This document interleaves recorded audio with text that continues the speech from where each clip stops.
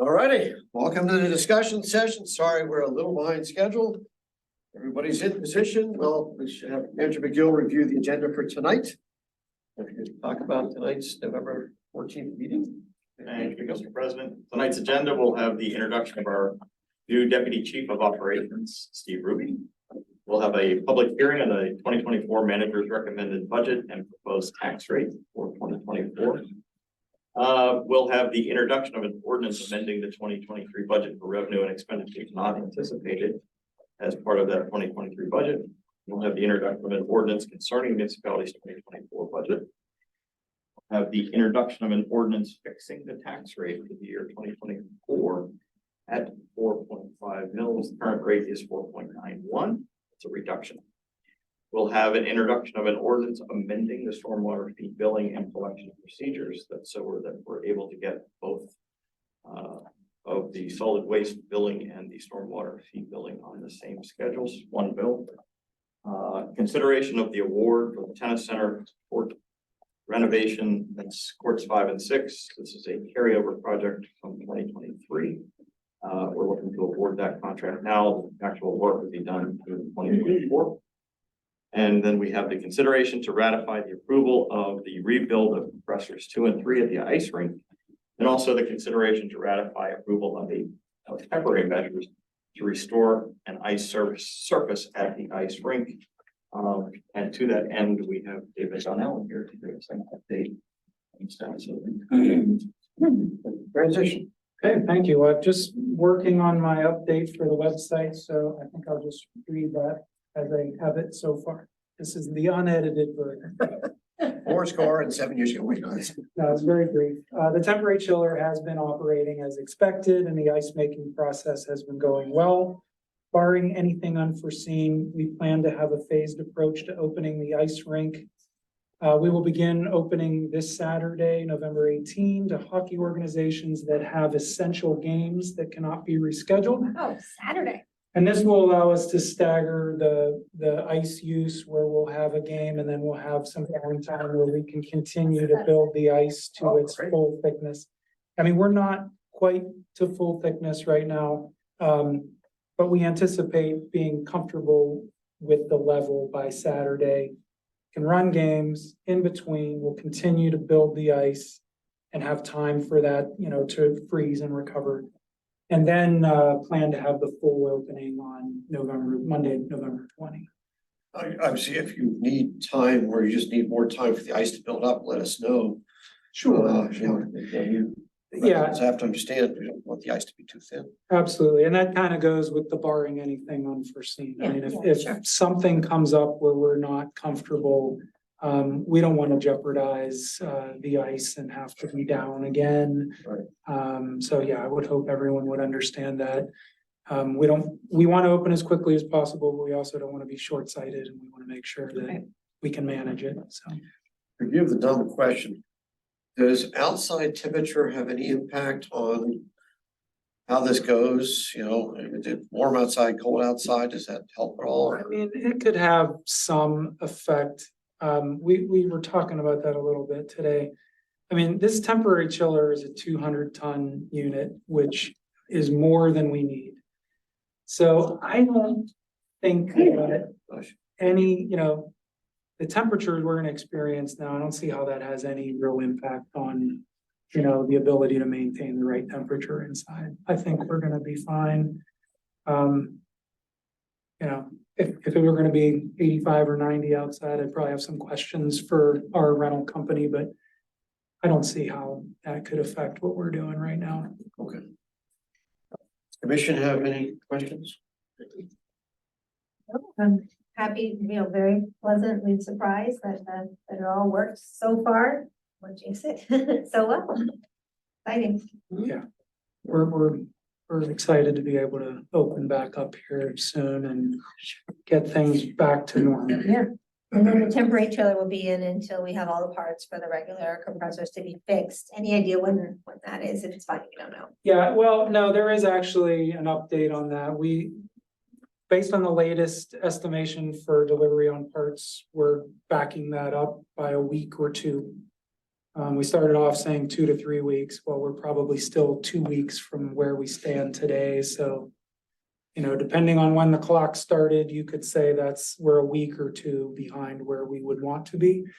But we knew, I mean, as everyone knows, going into this, you know, vendors give you an estimate on parts, and when they can get that is a different thing.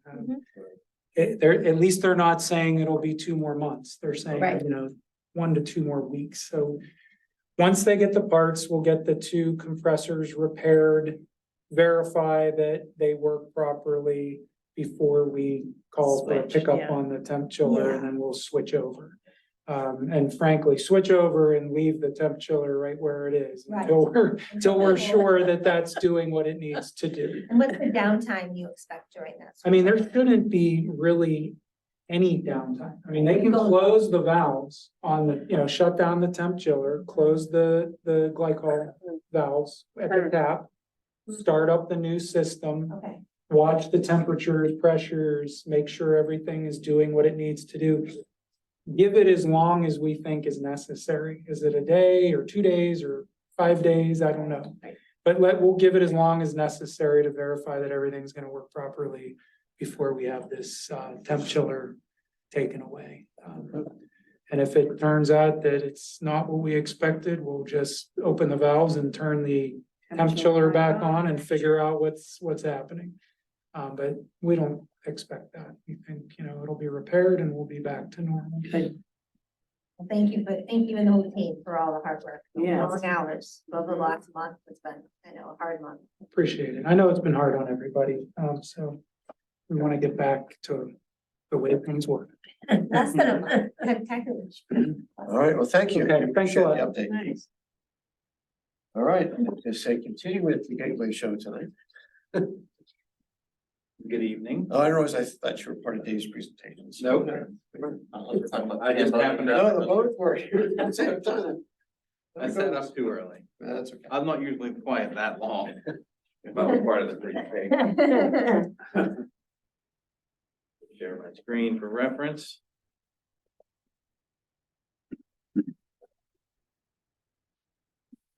Okay. So presumably you all got my memo dated November 1st regarding the intersection of Cedar Boulevard with Cochrane. Yep. Which is on the screen here. This intersection obviously has been looked at in the past, has been discussed in the past, both with PennDOT projects and through requests from the traffic board. And then more recently with some concerns and issues that have been raised by some other folks, including commissioners within the municipality.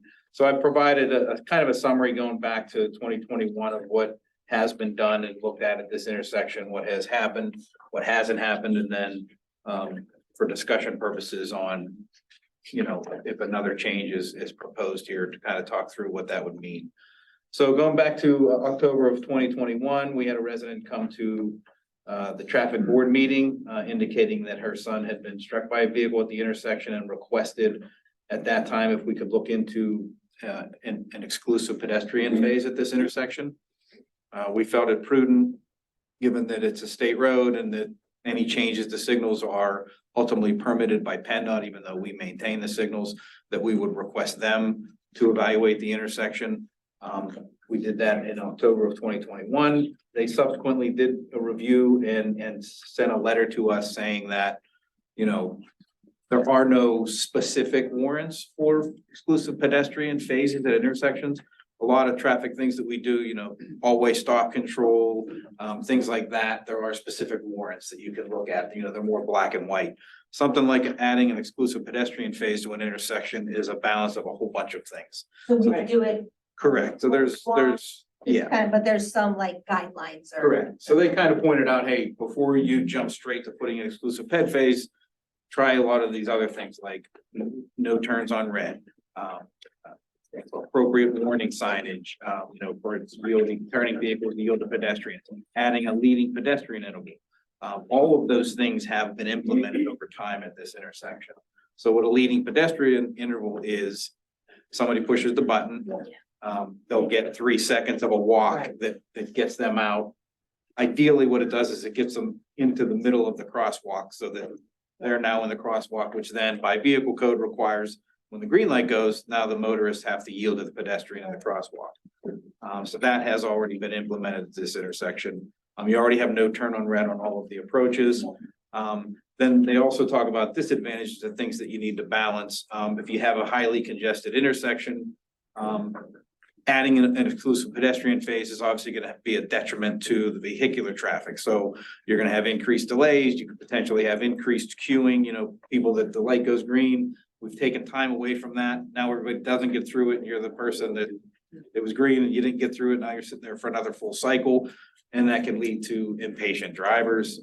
Maybe they're running the tail end of a yellow or right when it turns red because they don't want to wait another cycle and creating a little bit of now you have someone in the crosswalk and someone's trying to get through a red light. So there are disadvantages to it as well. They're doing now in my. Yeah. They're all over that, this intersection. I got it.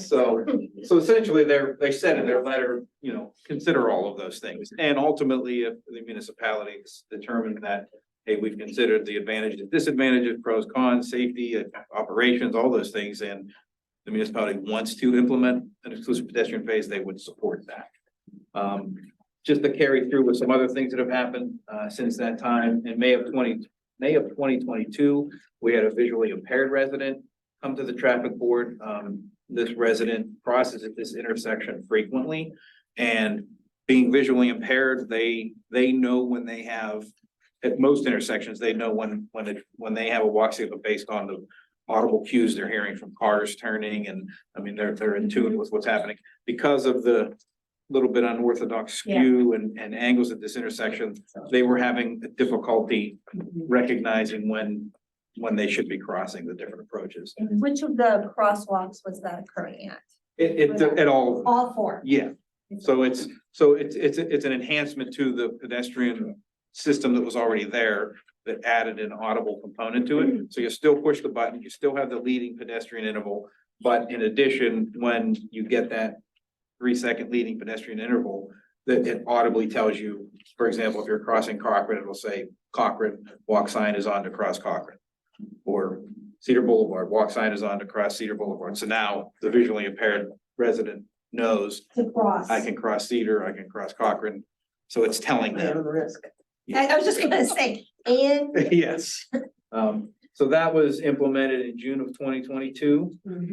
We also then just took a look back at the traffic data analysis that was included in the traffic study for the First National Bank that recently just opened. We had asked that they collect data at this intersection, so I had the advantage of being able to pull that data out, do a little bit of modeling and see how the intersection operated now, what kind of, quantity of pedestrians that are at the intersection. Ultimately, the intersection, the peak times overall operates at a level of service C, which is acceptable. But what we did see is that during those peak times, the Cedar Boulevard approaches operate at level of service E. So technically failing, F is, it's broken. So it's got some failures during the peak times, which I'm assuming everybody's been through there and been backed up on one of the Cedar Boulevard approaches. Ultimately, if the municipality were to move forward with an exclusive pedestrian phase, those delays during those times, those peak times would likely increase. Those queues could potentially increase like we talked about a little bit earlier. But what I also did was took a look at the pedestrian volumes at intersections during that time. And there's a very clear 45-minute period from 3 to 3:45 where the number of pedestrians is very high, obviously from right after school. Not so much in the morning. I don't know if just not as many people walk in the morning or if they're more scattered, but it was very concentrated between 3 and 3:45 p.m. The rest of the time, so they had data from 7 to 9 in the morning and then from 3 to 6 in the evening. The rest of those times, the number of pedestrians crossing any one of these approaches was very insignificant, very minimal. So there's not a constant flow of pedestrians there where every cycle you're going to have that exclusive phase being actuated. So when I say that, the exclusive pedestrian phase wouldn't come up every cycle. It's only going to come up if somebody pushes the button. It's going to be built into that cycle. At all other times, if there's not a pedestrian crossing, it's going to function just like it does today. Okay. That's what I was saying, can we address peak time? Sounds like pushing the button, just what addresses that 3 to 3 to 3:45. 4 would be covered. Right. It essentially it would be all times, but that's kind of that's the peak. I think during that window, you would see the majority of the cycles, that's gonna get pushed and you're gonna have, you know, that. Will back up. Yeah, and essentially what I'm saying, and I guess I'll get to that after this one, but and we also looked at the crash history, so we should at least consider this, right? So we got the data for the past 10 years, so from January 1st of 2013 through the end of last year. So that's a 10-year period. During that time period, there were a total of 27 crashes at the intersection.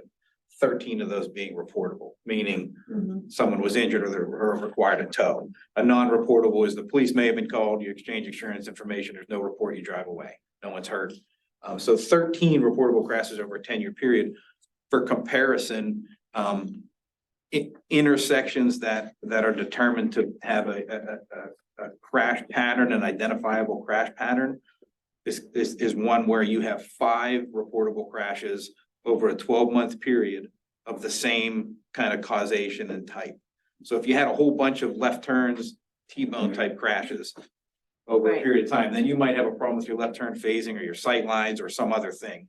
In this particular case, we have, there's been essentially 1 reportable crash per year at the intersection. So if we just looked at the crash data, we wouldn't say that there's necessarily an operational safety problem. And that's not to say there's not a whole bunch of near misses and other things to consider, but these are just pieces of information we need to consider.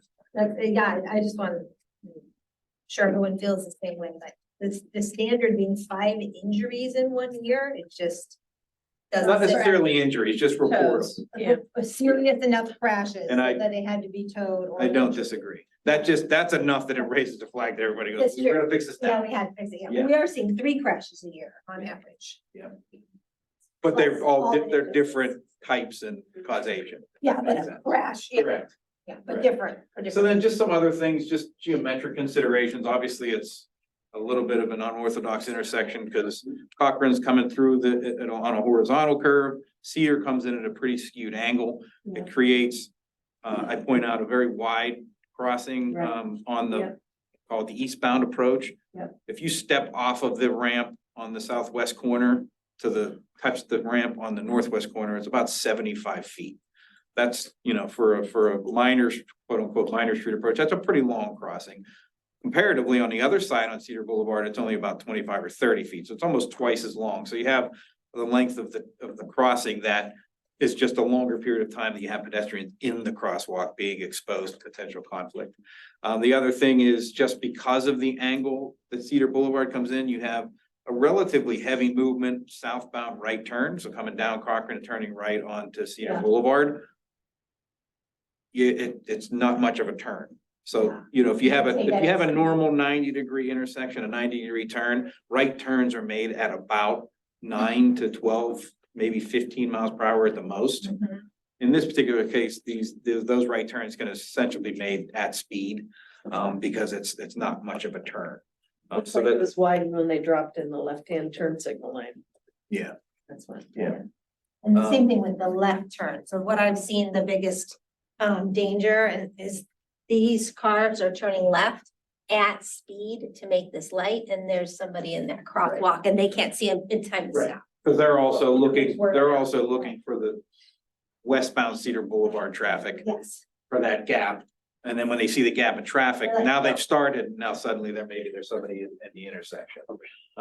Another thing to point out is because of that length of that crossing, that 75 foot, an exclusive pedestrian phase here is gonna be at least 28 seconds.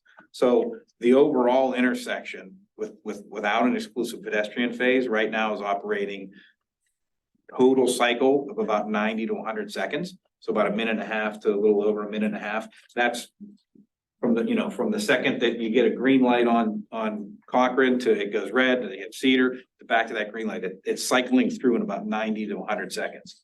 If we're gonna take 28 to 30 seconds out of that, now your 190 to 100 is gonna become 120 to 130 second cycle, thus the potential for increased delays and queues to consider.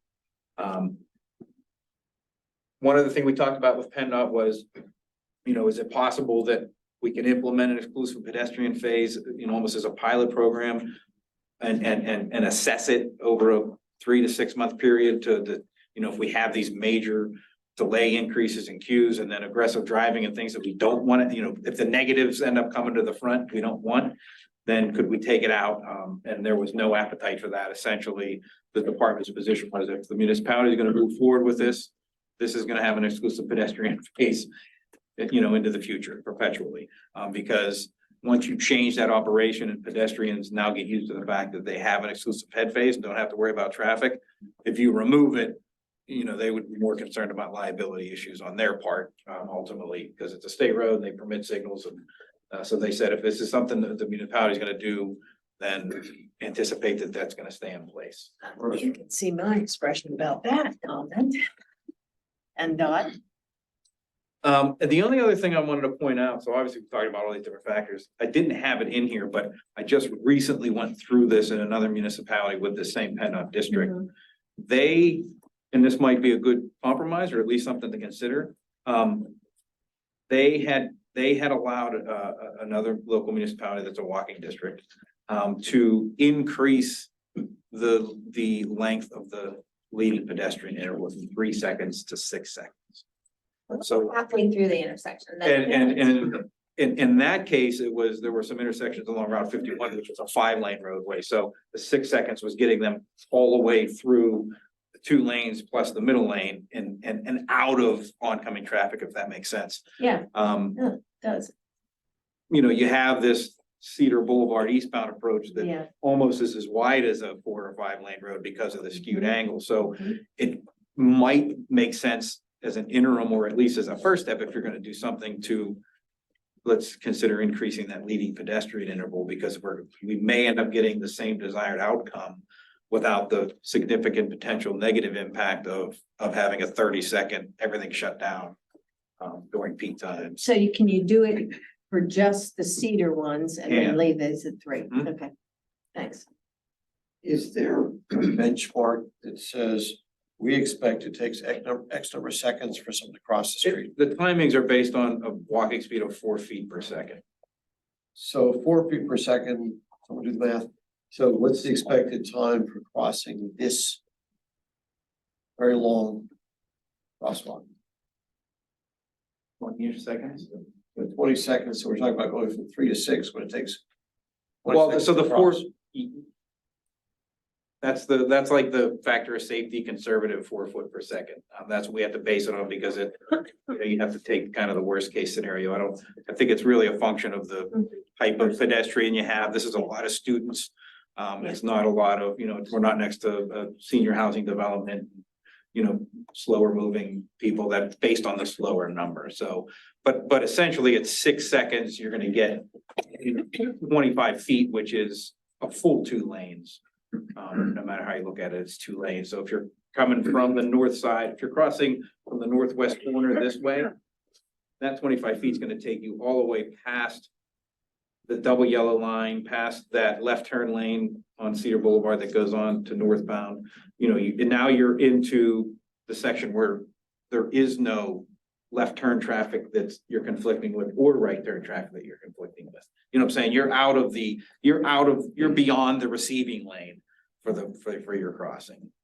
That's if you're coming from that side. If this is the end of the day, the kids are coming from, I'll say the bottom of the Right. picture. They are. From the bottom. Yeah, so in that case, it would be, There's swarms of them coming. Yes, right. Can I ask maybe just a more foundational question here?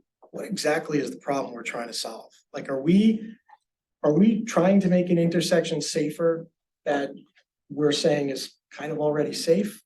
Are we trying to, you know, change a pattern or are we trying to respond to a resident complaint or a group of residents' complaints? Oh, I saw a girl almost get hit walking home from school the other day. Right. And it was at speed and it was Here. six inches away. Mhm. The car would have 42 miles per hour at least, because I tried to reenact it and she was all the way in here. She would have killed her or permanently injured her. She was all the way over here. She'd already walked all the way across and it was coming at speed, Right. making that left turn. And those near misses happen very often according to residents. So I'm trying to make it safe for pedestrians and I flagged this a couple months ago. Right. So, But, you know, how is this possible that it's just, we still have this intersection that I think is so unsafe for pedestrians?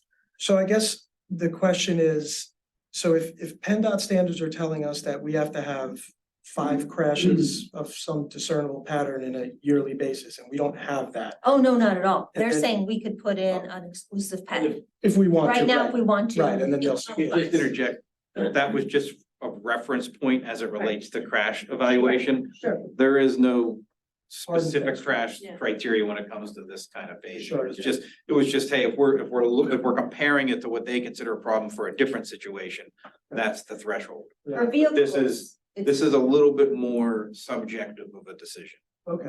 Okay, so then it's purely, what can we do to make this Safer. Safer for safer pedestrians. in some way? So the assumption is that if we have a dedicated crosswalk, meaning no traffic in any direction, we would have, it would be whatever X amount safer of an intersection. So then we have to weigh, so do we have like cost information of this yet? Like, do we understand what this would be from a cost standpoint to do that? Because presumably there'd be cost for us to put a dedicated. No, all the equipment's already there. It's literally just a programming of the control. Signal switch. It's Okay. almost incidental. There's almost no cost. Got it. So it's just the impact to vehicles impact to stacking. overall. Yeah, And do we have some idea of what that impact would be? only when someone pushes the button, it'll take. Yeah, but 30 seconds. and it really, Right, to but the me, question is, how really many just cars that- stack in 30 seconds, right? Because yeah. we it's would just that stack peak down time. below on Cedar, which isn't that bad. We would stack going up Cochrane presumably, which would potentially block businesses there and maybe 1 or 2 intersections. I guess what I'm trying to figure out is, what's the negative impact if we decide to do this? Well, they basically said the psychology of people could be affected to making them more angry and running the lights.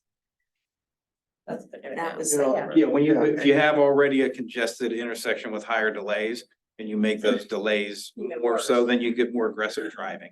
Well, it's like we're trying to account for people who don't follow the rules either way, right? Because the Right. person who almost Yeah. hit the person you're talking about wasn't following the rules. They It's had very- green, Right, but what I'm saying, if Yeah. they're going fast, and Going if fast. she's still in the intersection, who's wrong? Is she wrong? You know, like, so. yeah, she had a So walk signal. We're always trying to account for that, and then if we do it on the other side where we have a dedicated signal, how are we gonna account for the people who are gonna blow the signal? Right, so like, it's 6 of one, half dozen of the other, we just have to And try to there's figure out all, which one is the least. and there's also a fair amount of data that shows that not only could it result in more aggressive driving when you have congestion with the motorists, but depending on your kind of pedestrian, they're going to cross Against. when the traffic's moving anyway. So, when Cochrane has the green light, these high school students are most likely, they're gonna push the button and then they're gonna go, oh, we can go. And they're gonna go and then they're gonna be gone. And then you're gonna get the exclusive head phase and they're already gonna be gone. There's not gonna be any pedestrians there. So I mean, I read your memo. What's your recommendation? What are you recommending we do? Because from the memo, there really isn't one there. I agree, there isn't one there. Because it's not really, I mean, my recommendation doesn't necessarily matter. If I were to make a recommendation, I would recommend putting everything else aside, I would recommend trying the increased time on the leading pedestrian interval. And how would we measure that? How would we measure whether that intersection has gotten safer by doing so? It would It's have kind to of be, like the absence of yeah, the negative. it almost would Did have. we go from 13 to 11 crashes and revisit this Would have to again? be just an observational thing. So if you're, right now, I'm getting a lot of input about near misses. I almost saw this person go, I almost saw this, if we keep getting that, then I guess it didn't do anything. It's an incremental step, because it's in PennDOT, so you go to the 20, you're not allowed to go backwards. Sure. And I would say that this is the same conversation that we had in Brentwood, and that's where they landed, and that was about 2 or 3 months ago. They've been very happy with the difference that it made, Okay. getting that extra 3 seconds at those intersections. So- But they're different. I mean, every intersection is different, so it's hard to. Well, I want exclusive pedestrian phases at many of our major intersections. This is, in my opinion, the top priority, and I absolutely want an exclusive ped phase on this one, and like 10 more, honestly. Because we're a walking district, as we all know. There is a proposal in the 2024 budget, to do an active transportation plan. Right, right, but we know this now is already. Right, I'm just saying, Yeah. to your point of other intersections, Right. that's one of the issues that we can look at as part of that, if that plan gets approved. I would rather Yeah. go with the incremental of increasing it by 3 So you seconds. vote incremental, I vote exclusive.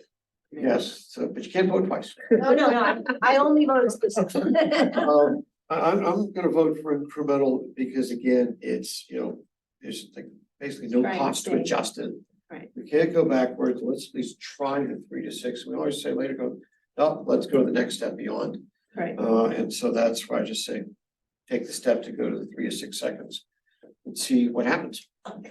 The reason that, That's 2 votes and there's 2 commissioners that have yet to give their opinion. You've been so quiet. I am fine with that. I am through that intersection all the time. Which one? With the 6 seconds, yeah. Yeah. Yeah, I'm fine with the 6 seconds. I'm through that intersection all the time on my bike. I do see kids all the time. I see lots of active traffic. I think it is an interesting question to see how that, I mean, that whole corridor is a mess. Raise the crosswalks. Yeah, I mean, it's whether it's school time or it's people commuting. I mean, where they are congested is different. It just depends on the time of day. But again, I'm very sensitive to the fact that the high school is right there. And there are lots of kids going through that all the time. We're a very tight window, but it is a very important intersection. And if we are doing Sage and Cedar just down the street for an intersection crosswalk, I think we need to at least be proactively trying something. Something additional or trying this? Try the 6 seconds. All right, that's 3 votes for the, going from 3 to 6. Let's try it. and I don't see have how- any issue with the 6 seconds, but I tend to agree with Mindy that I think we should, and maybe we do explore this with a, more active transportation plan. Yeah. But I tend to agree with Mindy that we should have dedicated approaches in more places, if not all of them. Generally speaking. I don't think this will be the last conversation on the subject. Right. No, I agree. All right, 3 to 6, it gives you, we're unfortunately behind schedule. Sorry. No, it's okay. yeah, I told you I talk a lot. Can I ask Gateway Information, do you mind if we can get parks first, just, sorry, I'm really curious to see what. Is it no cross- Yeah, Yeah. sorry, so we're gonna do a little, There's no crosswalk or, yeah. Like, we're gonna, next up is gonna be folks from Pashick, they have a presentation on the main park, plan and rec center study, we're anxious to see what you all can. Hello, everyone. Hi. What you're going to see today are preliminary concepts. We're still evaluating various alternatives and various options, and so everything is still on the table. And we're not going to be speaking about the recreation center or the swimming pool today, because that architectural component is following us. We're having a staff meeting next week to go over some initial concepts. Once we have that meeting, then we'll come back to the commission to review that. The map that you're seeing up on the screens, this is not part of your package, but this is just the overall existing conditions of the park. And we are going to focus on several areas. We are going to focus on the racket court area, the athletics field area, the hillside area, and the play area in that order. I believe that's the order of your drawings in your packet. So with that, let's go to the next screen. You wanna introduce yourself also? Oh, yeah, sure. I'm John Burkle from Pashick MTR, and this is Alex Waggett from our firm as well. Yes. Thanks. Sorry, I'm, Thanks. it is Yes. effort of time, I'm trying Jumping in, I understand, to. yeah. So, also- it's scheduled, so you get a chance to. Also, Oh, thank you. also, just to give some background to some of what went into this, at the very beginning of the project, John and his team at Pashick did an analysis of the existing assets that we have at Main Park, including what's offered in the rec center, between the community rooms, the ice rink, all that stuff, to analyze both the availability of parking and how much parking we need for those assets, and the maintenance staffing that we need to maintain the assets we have, kind of regardless of whether that maintenance staffing is done contractually or done in-house. There was an analysis done by Patrick, and you'll probably see that all as part of the final report, but that was the baseline that the rest of this we've got built upon. Yeah, thank you. Ian. The parking analysis, we'll just go over this briefly because there's some recommendations, or not recommendations, but some proposals for additional parking within the park. So the sheet that Alex had just handed to you, this is our analysis of parking supply and demand. So what we did is we looked at all the facilities that are currently in the park. We estimated how many vehicles bring people to participate in those various activity areas, come up with the total parking demand. And then from a supply perspective, we looked at each of the parking areas, labeled P1 through 7 here, to come up with how many parking spaces are currently existing in the park. So we did that and we separated out the park proper and the school property from that. So looking at the park property, you can see there the main park available parking is approximately 370 spaces. The parking demand based on the existing facilities is about 925 vehicles. So we have a deficiency of about 550 spaces within the park. But then when we look at what's available at the high school, we have 575 spaces there. So we're looking at the total available parking overall is about 850 spaces. We need about 925 spaces. So depending on how you calculate it, there's a deficiency of 75 spaces and looking at it from that perspective. And that A demand question, was. and you may have the same questions, like you've got the spaces up here by the tennis courts. Did you include? Those are calculated in there, yes. Right, did you include the spaces here by the ball fields? Yes. Okay, all right, I wasn't sure if that was in your calculation. Yeah, there's P7 is the Cedar Boulevard ball field curb parking. Okay, all right, thank you. And then we have P1 is the Cedar Boulevard tennis court parking. Right, thank you. And we also factored in a reduction in the parking demand based on assuming a certain percentage of people would walk because it's walkable from certain areas of the community. So that was already kind of factored into this initial analysis. Yeah, that was my question. What am- And then how are we operating at all if we're at a deficit of 550 spots? Right.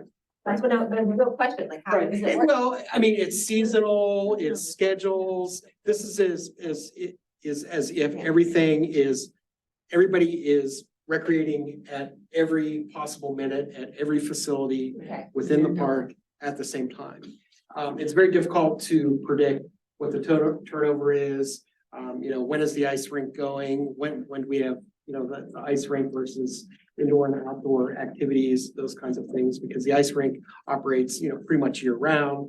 So we have to take that into consideration. It's just not a winter facility where the remaining outdoor facilities would not be very active. So that just gives you a barometer of where things stand. And again, it's an estimate. It's an educated estimate of where things sit. Sorry, another pain question. Is this include swimming pool be utilized or not? Yes. Okay. Yes, sorry, what'd you say? Swimming pool, Swimming pools, because that's a major, Yeah. this is summertime usage as opposed to. every other, Yeah. those 3 months, I guess. Yes. Yes. So you don't build the church for Easter Sunday. We're not going to build a parking lot for the busiest Right. day of the year. But we just need to take that into consideration. I do believe there is a deficiency in parking. The question is, can we increase the pedestrian and bicycling to the park from an active transportation perspective to reduce the number of vehicles that need to park in the park? And we can do that by providing amenities that pedestrians and cyclists need within the park, bike racks and sidewalks and connectivity. But it's very difficult to estimate how much, parking that is going to eliminate moving forward. So that's the parking overview. So the racket area, we were looking at addition of pickleball courts. We've heard and we know that pickleball is very popular activity. And how could it be accommodated into Main Park? And so we really looked at two options. This is the first option, the addition of 6 pickleball courts on the two that would replace the 2 tennis courts right as you come in off to the left side of the entrance there. And in addition, this scheme is also showing some changes to the entrance into the park.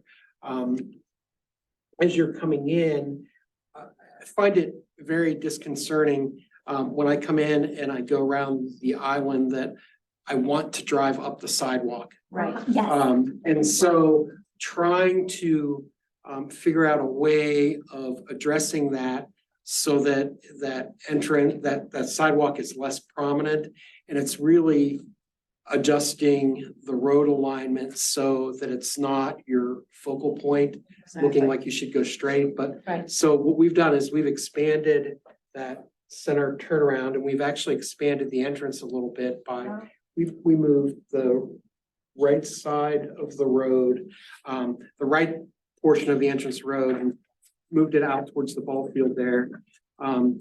Providing a green island in the center. We could have a nice entrance sign in that island at the center there. And then really directing your line of sight towards continuing up past the hill, up the hill towards the rec center and the upper part of the park.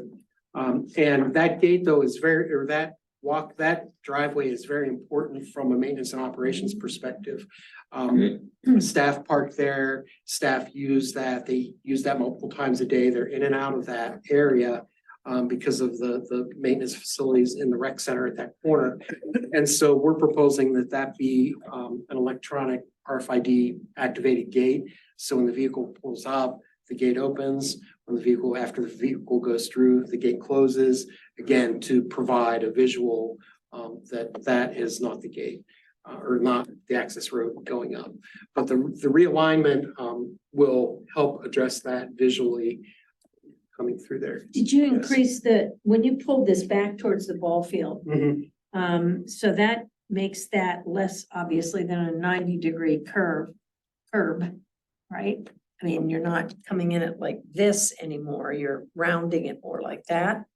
I'm concerned about the speed of people coming off Cedar. Yeah, we're having we've a- not, in terms of the curb Yeah. radius there, we've not changed that. It would be, I mean, we Okay. can look at whether maybe that's too wide there now. And Yes. maybe we can reduce that curb radius Okay. there. We could but- raise the crosswalk. yes. Well, we could raise the I heard you mention that when you were talking about the intersection in the last conversation. And Jersey barriers. There we The go. problem is speed and Yeah, how do you speed. slow people down? Yeah. And so Speed, raised crosswalks are a Yeah. proven way to Plus slow. raise speed. the kids so you can down. see them.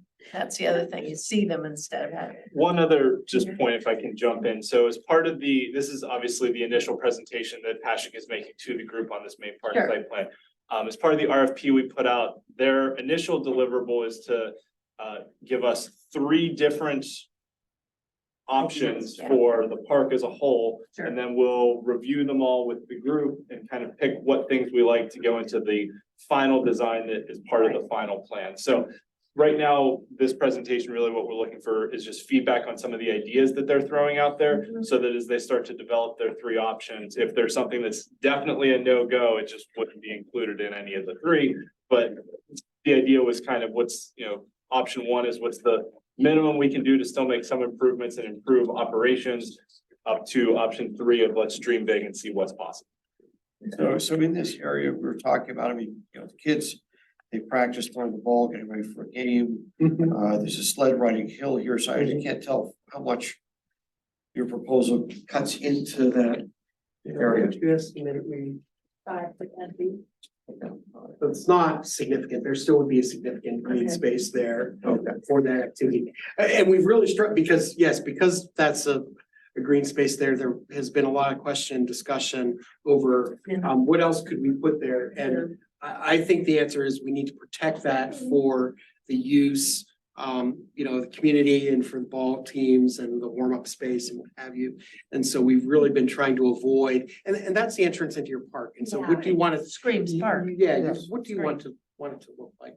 Which then gets us to the last area that I want to, well, no, it's not the last area. The entrance over at Polycrest, coming down Cedar Yeah. Boulevard Yeah. and coming in. So right now, we're showing that a sign on the corner and leaving that as a gathering lawn. That's I believe also a good potential location for a pavilion there at the edge of that. It has ample open space for open play and would be a nice accessible area for a picnic shelter, pavilion. So, and then the last item on this is to go up to where the volleyball courts are. Right. And looking at what we might be able to do with that area. So the difficulty is that you have a number of facilities. You have really three different levels of the racket area. You have the Cedar Boulevard level, you have the middle level, and then you have the upper level tennis courts, and the paddle courts. And the upper level is not accessible to parking. And so we were really trying to figure out how we could maybe incorporate some parking, and not a lot of parking, but some additional parking that would allow for that upper court area to be accessible. So you can see we are proposing a 20-car parking lot, 19 cars, where the volleyball courts are now. The sand pit. Yes. Okay, all right, thank you. Yes. So now my understanding is that's kind of used as like an outdoor amphitheater space, is that true, David? To the left of that parking lot is where, like, that's the hillside for concerts, and then the stage is the lower of the two basketball courts that you're looking at there. Okay. So, See it. I mean, I don't think that would be a problem for concerts, to have parking up there. Okay, unless there's another spot that you had identified for outdoor concerts or outdoor amphitheater in this plan. No, we've talked about this and and the question is, when do we say enough is enough or enough, or are we trying to force too many things? And does Main Park Yeah. need to be everything to all people, or do we want to focus? And so we're trying to balance that with still making sure that we provide basic services like accessibility to, areas, which is very important. And so, we've not identified another area for outdoor Where we're having amphitheater concerts, okay. use, but But we we'll could keep still that in probably do it there. I don't see that that would be a problem. I was actually starting to think maybe on the 4th of July, we could use that parking lot for vendor space too. Yeah, We could pop a few outlets in there. right. Yeah, sure. Okay, let's go to the next slide. This is the racket area, but this is, we're calling it the expanded option. And this is getting a little bit more development in the area. So, and it also could be phased, because the question is, how many pickleball courts do you need? And how many tennis courts then, if we don't have a lot of space to put pickleball in, how many, there's gotta be some give and take if we're gonna be replacing some tennis courts with pickleball. And so this could be either a next phase if you need additional pickleball courts, or it could be a plan from the beginning of master plan as pickleball courts. But you can see we're adding 9 more pickleball courts up on the hill in that upper court Yeah. area. So we're replacing more court Paddle tennis. areas. And we're also providing 2 additional paddle tennis courts in this option. The thing I don't like about this parking is simply, if you look at the building for the paddle tennis, they have a nice second floor that overlooks the paddle tennis. Now you Yes. have them overlooking a parking lot. Yes. that's exactly what I was gonna say. That's the That's perfect not spot for more sure. paddle, I think. That Yeah, we can put I don't the think new that'll 32 fly spaces. too well. Yes. And actually, I just don't like it. They because want to. Paddle wants to, put, Nobody wants that. they're booked out, yeah. And that's why we're showing it to you tonight, Yeah. is to get reaction. It's a concept that we talked about with staff as. I like how you're potential solutions. sandwiching it in these places. I don't have any objection to that, but I think that's just Yeah, I'll flag that one too, yeah. Yeah, I put paddle there, not. I will note this sort of tertiary parking lot up on the hill with this Oh, other Yeah, driveway. yeah. This would Saw that. require us to either acquire this piece of private property or get an easement through it. It's a vacant lot right now off of Polycrest, but that would require certain property acquisition or legal work to be able to make that happen. Right, What I'm trying to figure out, yeah. so if we Nice. just said, we just want to do this parking lot here. Does anything else get removed? I mean, I'm just looking at parking lot, as you said, we have to acquire this space here. Is this replacing something? I'm just trying to follow the existing. Yes, courts. it's the wall ball court. That's The the wall. tennis, yeah, Okay, practice wall. that's just like, what's the trade-off? That's So this- free, so yeah. wall ball, you can just go up and play anytime, you don't need a reservation, it's the only free thing. It's gonna be a lot of money and trouble for 10 spots. What is to try to get a sense of trading what for what? And say, okay, that's the wall ball court. Yeah, I'm inclined, like Craig said, it's a lot of money for only 10 spots. Because we have to pay for an easement and construction. Oh, dead spots. It's like trying to find, it's only 10 spots and then you're going, where do we find, it's like, I mean, I'd hate to take away the matter, the gathering one. You know, there are times of the year where we've parked on there, but I just hate to turn that into something other than grassy field. Yeah, You know, same thing. This option is showing to put tenant parking by the platform, so it's like, if we're looking to add parking somewhere. but we got the new 19 if we're gonna take away the sand volleyball. Yes. That's something. Oh, yeah, I like that, I just was like, if we want to do that and that, but I'm not sure about the other parking options, just, Yeah, there's no good other spot, huh? yeah. And I think what, a lot of this, like we said, is just throwing out options. Yeah, And one of the exactly. thoughts going into that sort of tertiary space that would require the easement or property acquisition was that if we added 9 pickleball courts up on top, Yeah, plus 2 additional platform courts, how do we get more accessible parking up at that end? right. Because we do have the 19 spaces where the sand volleyball was with an accessible path to those courts, but is that 19 enough to service all those courts, or do we want more? So I think that was kind of the idea that John was going for. And the other, Yeah, you not guys- even tertiary, what's the one after tertiary? Quadriary, whatever. The idea of showing the ability to add parking down at the corner of Cedar and Hollycrest would be if, potentially an active Oh, I see it. transportation plan or something like that said, hey, you should put a bike lane on Cedar Boulevard and get rid of the on-street parking. You could potentially add off-street parking there to Makes sense. free up space on the Got it. street itself. Okay. I mean, one of the things we found, just, at least the feedback I've heard, is pickleball over North Meadowcroft, that it gets used a lot, yay. It means also, when you're doing your analysis of the amount of parking, adding these pickleball courts here, does the 900 spaces need to become 1,200? I mean, that sort of thing, so trying to balance. Yeah, that was my next question. Do we know for certain that we have the demand for that many new, like, we know people want pickleball courts, but do we have a sense of how many we should be sustaining and where? And I think that was why the idea was to present it as a phased approach that, first option was do the 6 down at the bottom, and the ones down at the bottom potentially would be next to where we have the 2 courts that we could put bubbles on. So maybe sometime in the future, depending on how pickleball takes off, we could even look at additional Bubbling capital them. projects to bubble those. And then you'd have all that bubbled stuff in the same area. And then, your second phase of the project, if those are extremely successful and there's demand for more, then this would be the next area to look potentially.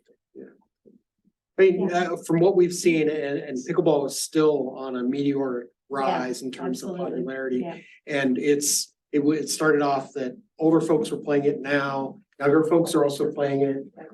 And everywhere that courts are being put in, they get used, they're used often, and there's always interest in having more courts. And so, yeah, it's, you know, what you can make of it. And it's a management issue too. If you have pickleball courts, you know, we said, well, maybe, you know, should they be in neighborhood parks or should they be concentrated here? Here, you know, the expectation is when you're using the racket court area that you're paying a fee to use the tennis courts. And Yeah. the same thing would occur with pickleball courts here. There would be, a reservation and a fee to play. Is Holycrest one way over here? Yes, it is. And that was brought up, and the fact that puts the traffic through the neighborhood to get to that. It parking does, lot. yeah. Right, really so that is, I think we should just point out, if you were gonna count on those pickleball courts being full, you've already used up all the new parking spaces with Right. only 5 of those pickleball courts. Which You one got is 4 down more. here? yeah, right. No, these up here, just Oh. look at, do the numbers. I thought we weren't gonna do those until like several years down the road. If we Well, need for them. let's say- If we get to that. Well, yeah, it's a master plan, and so even if this is a phase, it should be in the master plan, and you're absolutely right, we're Done. not, We're not. the parking, we're Right. not providing the parking to meet the needs of the 9 courts that Right. would be added there with the addition of the 2 parking areas that we are proposing. So, Need to take the ones. We would, I did not hear that, perhaps you don't want to. okay, the athletic fields, Yeah. we'll turn to now. Here, we're really trying to organize Yes. the space better Yeah. and separate pedestrian traffic from Mhm. vehicular traffic. And so first of all, we're proposing that the ball field there, the natural turf field be converted to synthetic turf. I think that there's a desire for that. I think from a management perspective, it'll make it easier to manage. It'll increase the playing time because you won't have as much, closure of the field because of the That's the weather. ball or what have you. Yes, the ball field. Dixon Field. Yeah, Dixon Field. Yeah. And so then as you can see, accessible pathways, organizing, bleachers, providing, a bona fide pedestrian plaza near the concession stand there, potentially with some shade, structures or sails. And then some reconfiguration of bleachers around the ball field there. And then, at the parking area here, we're looking at a sidewalk through the center of the parking lot Yeah. that would be defined by curbs and ramps. Raise it too. Those would be raised.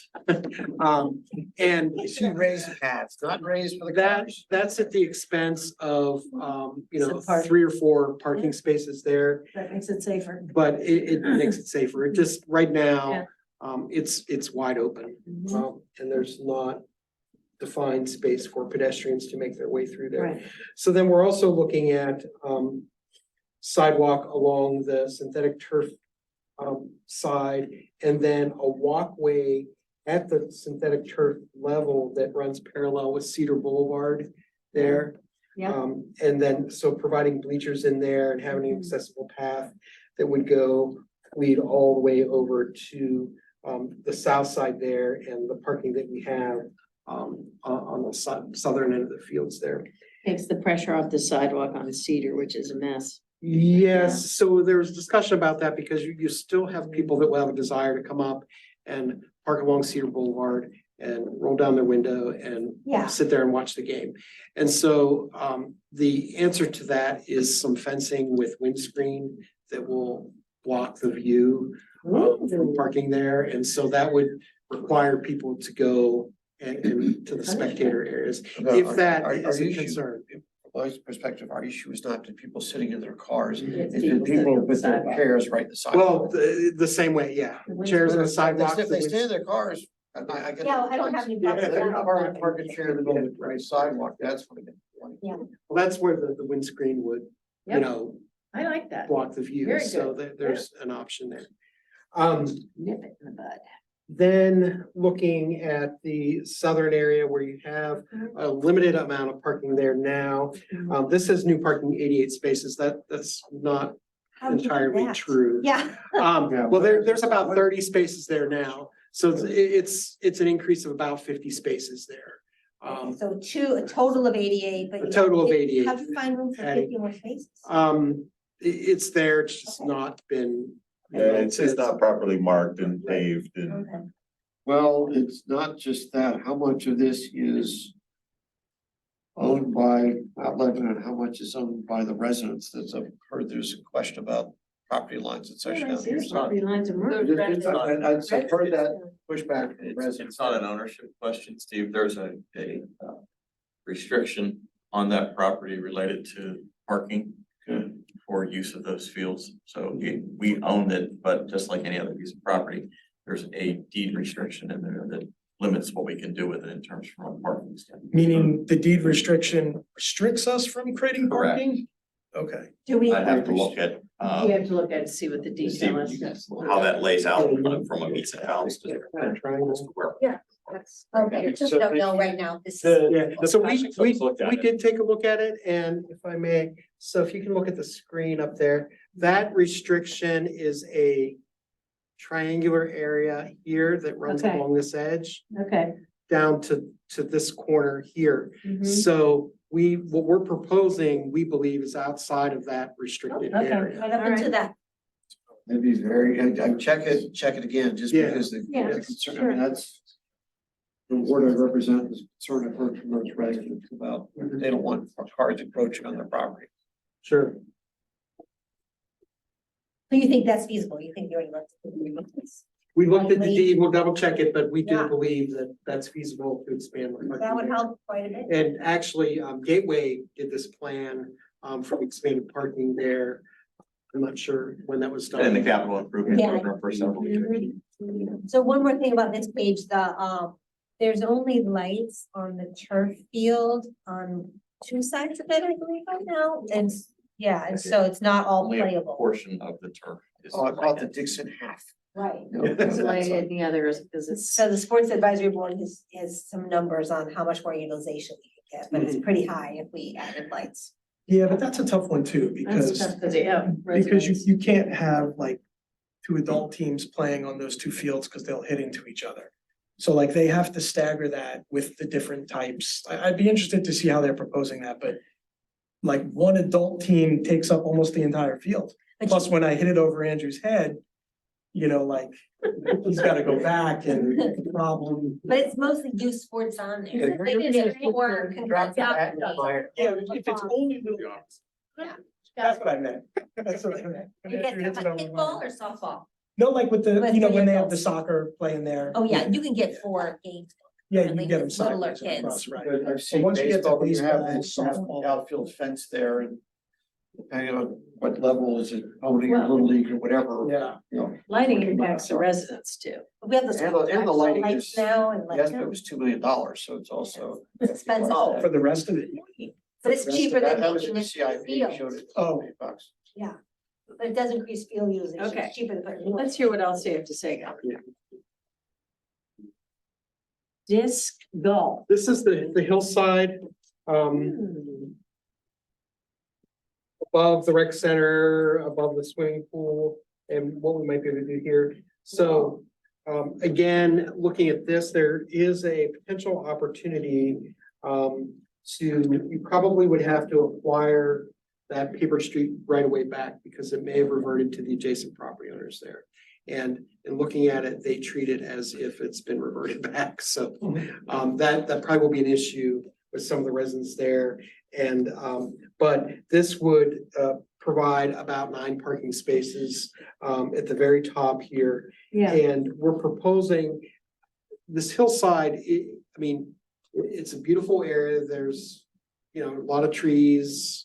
But what can we use it for that's from right. a recreation standpoint, just because the grades and the terrain? And so a thought is, a disc golf course here. Nice. Active, We can get 9 holes in here, so That's I think that With the kids, I have a dumb question. What is disc golf? we throw a frisbee. Oh, so it's frisbee Yeah. golf. Yes. yes, Thank you. but you can't call it frisbee because frisbee's trademarked.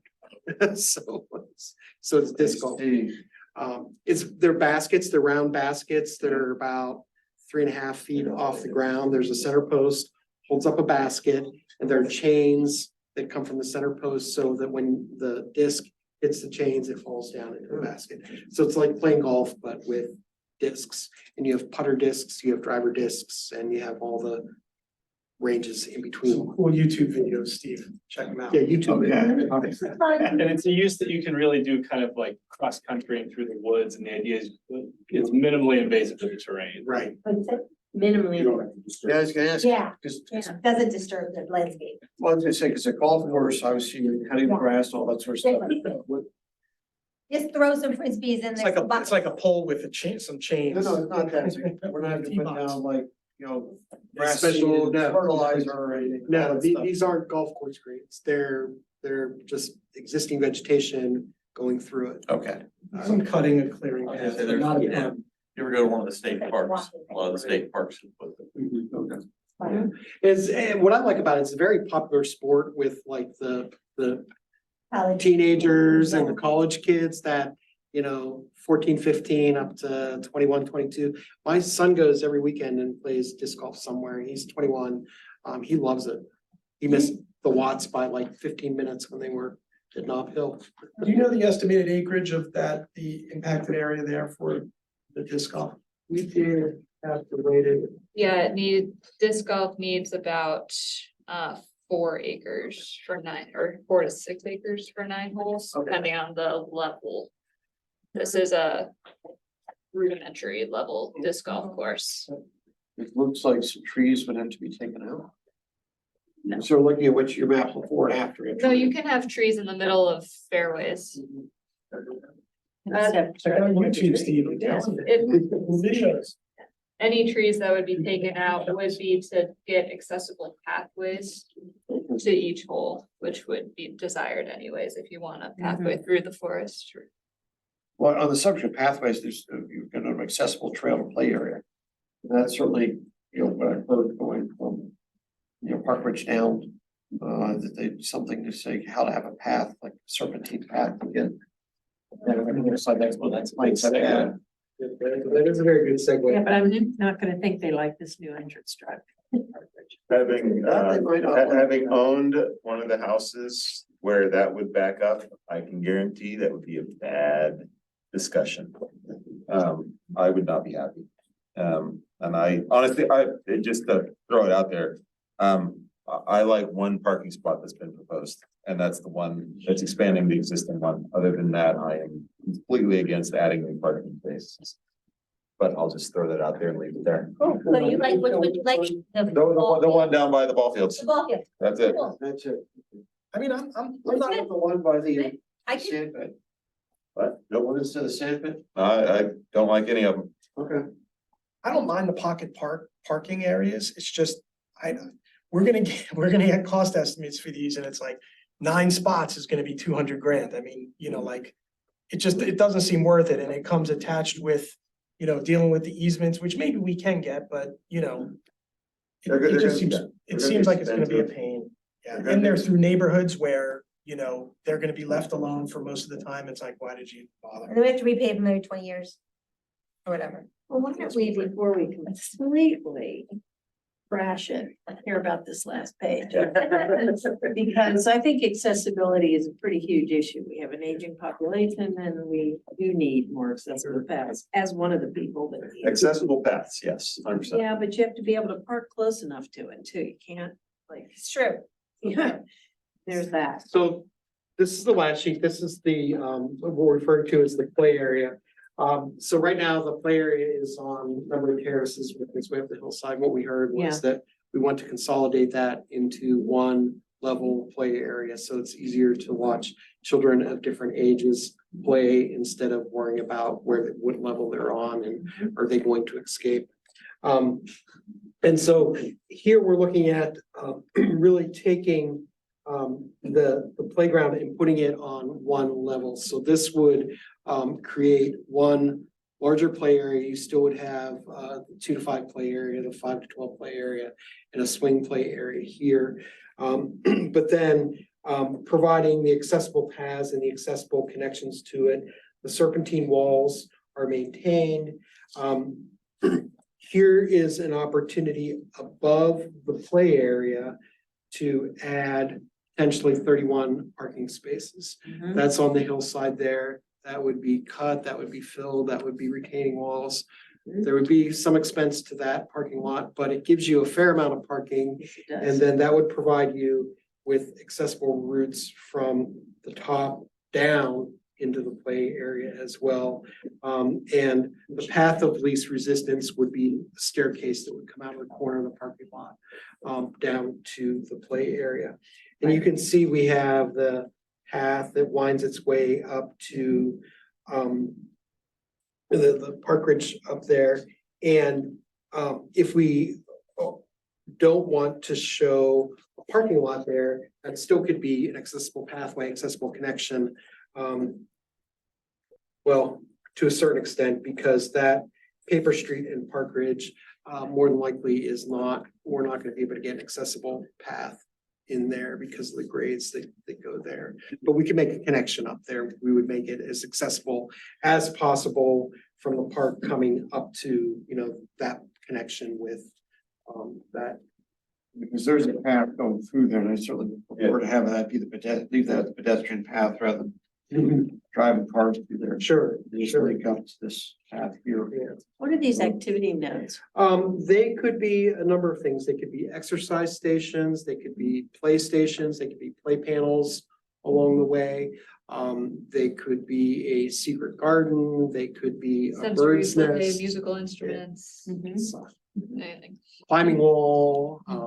There are a lot of, and we'll have, some precedent images and things like that as we advance this. But right now, we're just saying, how can we activate?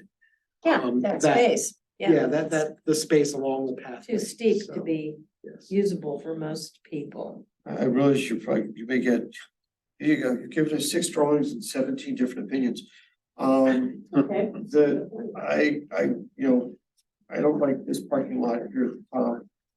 I do, sorry, but Commissioner Flynn, I like the parking lot where the sand pit is. I don't like Mhm. the additional parking cut into Bay Park. That's just me. We say New Entrance Drive, that one. In other words, Correct, like the Park Ridge. Yeah, I don't like this driveway coming in through here as pedestrian. that's a big pedestrian walk, right? Yes. That's what Yes. people walk to school. Yeah, I Yes. hate that one, sorry. No, I It's don't my least think, favorite one. like I said, That's it's when like. they're walking. You don't walk away from this replaying the tape going, did we get agreement on anything? Same thing here. I don't like cutting into green space to make another parking area here. I'm okay for, saying, well, we need parking, trading to the volleyball courts for parking.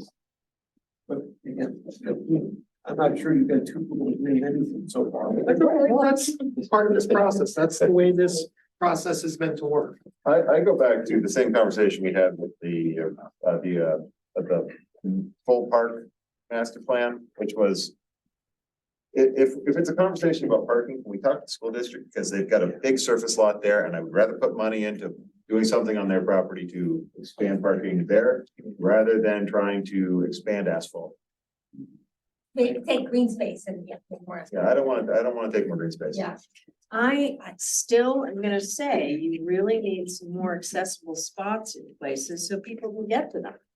You really have some of these pavilions, et cetera, are very difficult for anybody that has any mobility issues, and that includes people that are older, includes people that have true mobility things. I think you really have to think about where can you sandwich in a little here, a little there, even if it's just for accessible parking. Yeah. And we can also make sure that the pavilions are located near Yes. existing parking lots. If we're not, depending on Right. how Right. this goes, it just means that, for every 2 accessible parking spaces, you lose 3 standard I know, parking spaces I know. because you have, Yeah. but it's so important, and I agree 100%. I'd rather reduce the number of parking spaces in some of the lots to make sure that we're providing Spaces for people. above and beyond what is required by ADA. That's right. One for was 25 spaces. Yeah, you can't, So- I'm sorry, if you're in a wheelchair, you don't get to come from the high school lots down to the park. You cannot do it. It's way too steep of a grade but even if you are a little bit impaired, you can't walk on the trails that we have now. There are no railings. You know, it's impossible. Right, well, and I think People for me, over About 55 and we've got accessibility issues. well, I think I agree, right? So I think it's how do we make the trails more accessible, more robust? I think that is hands down very important. And put the buildings closer to parking. Yeah, we should definitely be thinking about that. And honestly, if I need to put more ADA parking in existing parking lots, fine. Again, I am all for it. I just don't want to put in more parking lots. And I think, you know, you mentioned something at the beginning, or you're getting to the point where we're saying it's too much stuff, and, you know, like, and I look at these and I agree, I mean, there's some stuff that I like about some of them, and there's some stuff that, you know, some of the other people have said, I disagree on some of these items too, but, you know, we also have 25 acres on the edge of the municipality that we're currently doing nothing with, that's also reserved for recreation, so, you know, I wonder how much of this we can pull and put in a plan there. I mean, we know it's gonna cost money. We know we have to move earth. But, you know, I'd rather put parking there. Well, you have to put a road in, let's remember. It's not just parking. You have to put a road in that traverses a creek. yeah, I mean, there's Wait. a lot of stuff that needs to be done at Yeah. that site, but I'm saying there aren't any other areas where we've got 20+ acres, you know, Yeah. you know, restricted for some sort of public / recreation use. It might be worth trying to figure out, you know, what do we, from a field standpoint, and again, you know, we've talked about this a lot, but having a true understanding of what our field needs are in terms of how many people need the different types of fields, and then figuring out what we put and where we put that stuff, especially with so much extra space there. I just one comment with that. Full parking lot, I'm just area of lawn space, whoever suggested adding another pavilion, I'd much rather do all that squaring up the property and say, put a pavilion there rather than a parking lot. Essentially get the pavilion closer to the lot rather than building a new parking lot. You know, and maybe that addresses some of the concern that Commissioner Parker Wilson has about, you know, how do you get to a pavilion? What is the pavilion, so where people park? Do you have what you need from us? It I was sounds gonna like ask you, the answer is like, go back to the drawing board. No, I have exactly what I need from the board as a group. I mean, this is perfect. We're gonna go back. We are coming up with the concepts for the recreation center, and we will be back to present those to you. And then once we do that, we will merge everything that we've heard into the 3 different concepts that you've asked for. And then once those are evaluated collectively by the board, then we prepare the amendment. Any decisions or any final things from us right now? No, this is just an update, and it was bouncing ideas and getting feedback, and we've got a lot of that tonight, so. Are there other groups involved in bouncing ideas? Who else are you bouncing off of? Well, Stakeholders. staff, right now, and we'll be going back once we have some ideas to show to some of the other stakeholders. We'll be doing that as well. Such as, The Parks Board, and then we're ultimately, the Parks Board, the Sports Board, and then ultimately taking it to the public to get their input on it. Yeah, once we kind of get the 3 concepts, that was when we went through the RFP process, that was sort of how they proposed the public input of, let's get our 3 concepts for the park that includes concepts for the rec center, and then take that all out to the public and get feedback there as well. Sports organizations as well will have an opportunity for input too, because they have some very strong opinions about And that. what staff are you working with? Who's the staff leads or? Ian. The team? What? Yeah. I'm the staff lead for the project overall, but David Allen from Recreation, Phil Bolio, and Rudy Sukol for Public Works do. Yeah.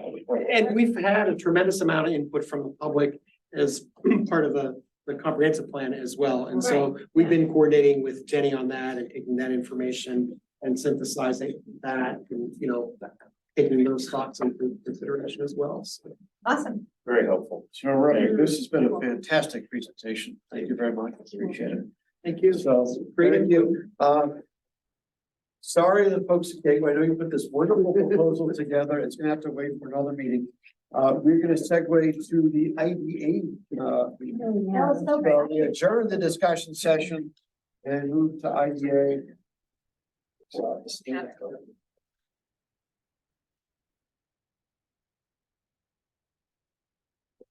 You guys need these?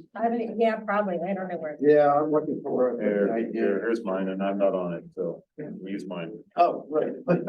Here, one. You're not on it. Oh, my goodness. You need this? I need what? I need it. Oh, yeah, I do, thanks. I'm just looking for it. Like, where is this? There you go. Thanks, Craig. It probably isn't, I just missed it. Exactly. Yeah. All righty, we're gonna call the IDA meeting to order. On the list. Item on the list, Commissioner Rainey. item 2. Sure, citizens' comments, right? No. Consideration Which agenda are you on? consideration of the minutes from the meeting held August 8th, 2023. I move to approve the minutes. Second. Motion is moved and seconded. Any questions or comments? Hearing none, all in favor, say aye. Aye. Any opposed, motion carries unanimously. Item 3, public comment. Anybody There's, want to say anything? There's nobody on the list here. All right, no one has signed the list. I'm gonna All sign right. it. I'm gonna come to every IDA. You can sign it. Next item, report of the manager. Mr. McGill, please. Thank you, Mr. President. You've seen no new borrowings for the IDA for the period from the last meeting. The commission has the financials in your packet. And this is the final IDA meeting for 2023. The meeting schedule for 2024 is as follows. We will meet on February 13th, May 14th, August 13th, and November 12th. You need this for your records. Good news, I just found. With that, we're adjourned. All right, we're in the big room in a couple minutes. Board updates. Oh, yeah, if you want to, and throw board updates real quick. So we kind of adjourned the discussion No. session, Okay. so. I got nothing. School board finalized teacher contract, hired a new assistant superintendent. So, Cool. Great. quick updates. All right, okay, we're good. See you next door.